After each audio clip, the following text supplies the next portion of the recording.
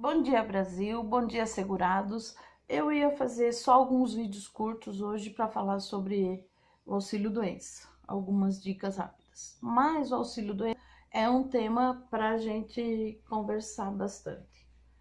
O segurado vai ter direito ao auxílio-doença depois que ele já contribuiu pelo menos 12 meses com a carteira assinada, ou como autônomo ou facultativo, e acontece de ele ir ao médico e ter um atestado dizendo que ele precisa de um afastamento do trabalho por mais de 15 dias. Porque quando é até 15 dias, fica por conta do empregador. Então, quando passa desses 15 dias, a pessoa vai ter que ir ao INSS ou entrar ali no aplicativo Meu INSS, que está ótimo, ele está bem funcional. E você vai precisar de um atestado bem consistente, porque passar na perícia não é uma questão de sorte. Quando você tem um atestado concreto que dê respaldo ao médico perito conceder para você o benefício, ele vai conceder. Não há interesse dos médicos em negar o benefício, porque no INSS tudo que flui melhor e é concedido, analisado e a gente vê que está dentro do que a lei exige, para nós funcionários, no caso agora eu estou aposentada, mas para nós funcionários é sempre melhor que o benefício seja concedido, porque aí flui tudo. Porque um benefício que é negado, ele volta como recurso, ele volta como uma ação judicial, então ele acaba emperrando mais a máquina previdenciária do que o benefício que fluiu direitinho. Então, quando você tem em mãos um atestado bem forte, concreto, você vai passar na perícia se você está incapaz para o trabalho. Esse atestado tem que ter a data da emissão, o Código Internacional de Doenças, que a gente chama de CID, né? A data do início da doença, da incapacidade e quantos dias a pessoa precisa.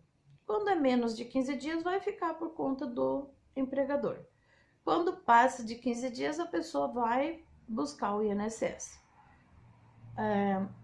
A data do início do benefício é o 16º dia de afastamento do trabalho.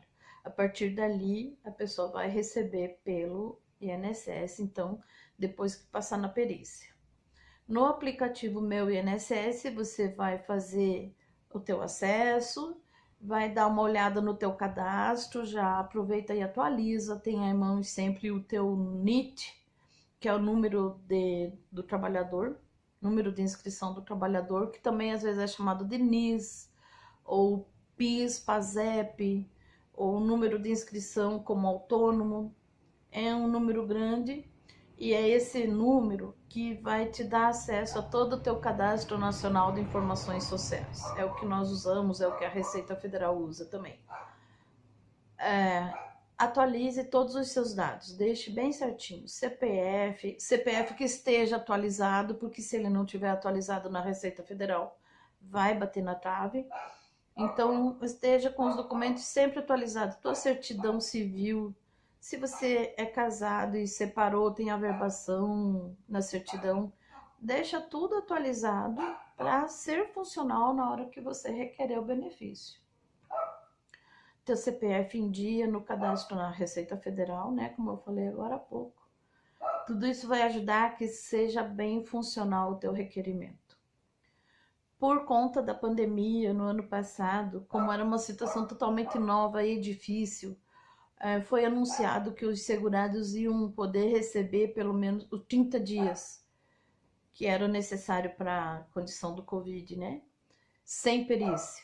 Na época eu tentei até conceder, mas talvez o sistema não estava ainda pronto para uma situação extrema como essa, e eu mesma não consegui uma concessão de benefício.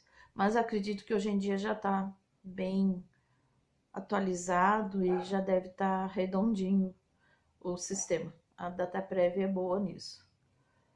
Então, por conta da pandemia, a demanda de auxílio-doença deve ter crescido muito.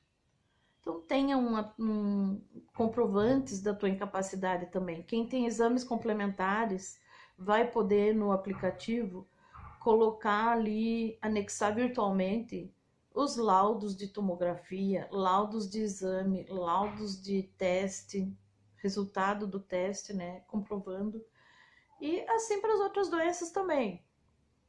Você vai entrar ali no aplicativo, vai requerer o auxílio doença e vai agendar sua perícia, vai anexar alguns documentos. Então, faça no formato certo, que seja aceito pelo sistema, e anexe tudo que você tem para comprovar a tua incapacidade. A pessoa que já contribuiu mais de 12 meses vai ter direito ao auxílio-doença. Acontece às vezes de pessoas que já tiveram a qualidade de segurado, porque com uma contribuição você já se torna segurado, mas a carência para um auxílio-doença é de 12 meses. Aí acontece às vezes da pessoa ter trabalhado 12 meses, tinha direito para auxílio-doença, mas daí saiu do serviço. Quando a pessoa fica fora do serviço, fora da contribuição do INSS por mais de 12 meses, ela perde a qualidade de segurado de novo. Para ela resgatar o direito de ter auxílio-doença, ela vai precisar contribuir pelo menos 4 meses de novo, que é o resgate da qualidade de segurado e da condição para receber o benefício em questão que nós estamos falando aqui. Pelo menos 1/3 do exigido lá no início, que era 12, agora com 1/3, que seria 4 meses, 4 contribuições, você requer de novo, você adquire de novo o direito ao auxílio-doença, tá? Auxílio-doença é um tema muito rico, que eu gosto muito, trabalhei a vida inteira com isso, e assim, ó, os dados da perícia sempre vão ser sigilosos no INSS. Não, os terceiros não têm acesso aos teus dados da tua doença, da tua incapacidade e tal, somente o médico perito mesmo. Outro tema muito rico e muito bom, parecido com auxílio-doença, é o acidente do trabalho.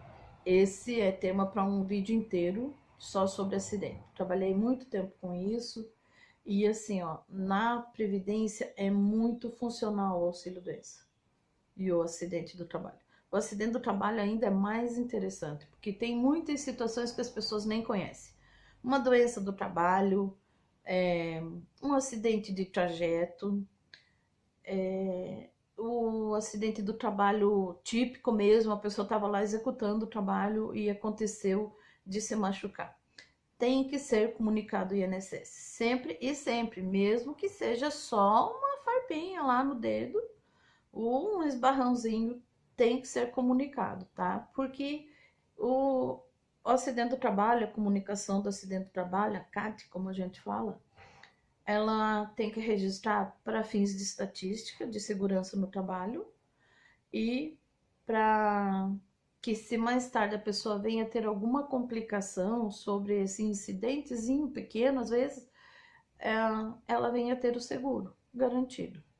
Existe ainda a reabilitação profissional, que também é um tema bem bom para a gente falar mais tarde. E o auxílio-doença, ele funciona. Então, às vezes a pessoa, quando está em auxílio-doença já há 1 ano, 2 anos, já é considerado um benefício longo. Aí os médicos vão começar a estudar a situação dele para ver se é uma causa para uma aposentadoria por invalidez ou para colocar na reabilitação profissional, um estudo na empresa mesmo, nós tínhamos uma equipe muito boa de reabilitação profissional, ou se a pessoa não conseguir voltar mesmo para o trabalho, os médicos provavelmente vão optar pela aposentadoria por invalidez. A aposentadoria por invalidez, por incrível que pareça, ainda é financeiramente mais vantajosa. A gente não pode dizer que na vida ela seja mais vantajosa, porque daí a pessoa está numa situação de uma invalidez concreta, né? Incapacitante mesmo. Mas ela não tem desconto de INSS. Como o auxílio-doença ele já vem descontando o INSS e garantindo suas contribuições no período que você está afastado, conta como tempo de serviço. Aí ele vem o desconto ali no pagamento. E quando a pessoa é aposentada por invalidez, ela não vai mais descontar o INSS. Então, automaticamente melhora um pouquinho o pagamento, o salário ali, a renda mensal do segurado.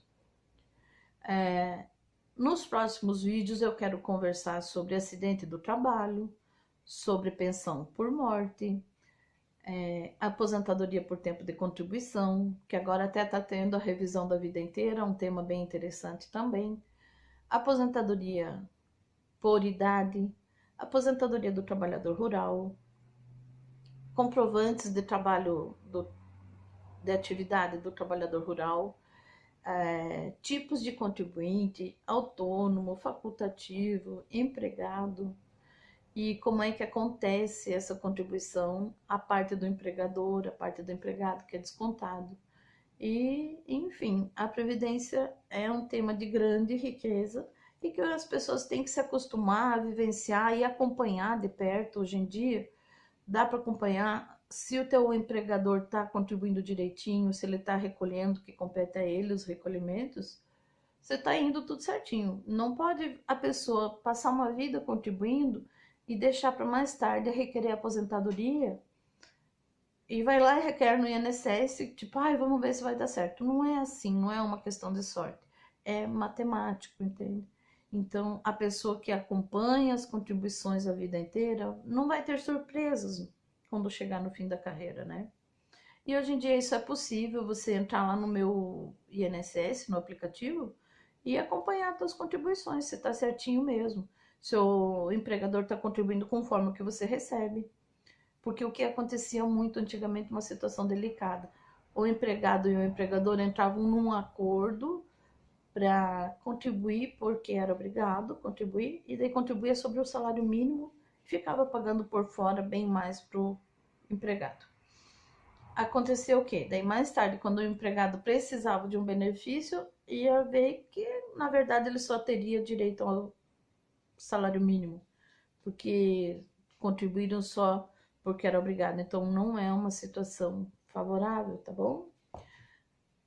Deixem nos comentários o que vocês precisarem saber, que eu vou estar aqui para tirar essas dúvidas, na medida do possível, tá bom? Vem comigo!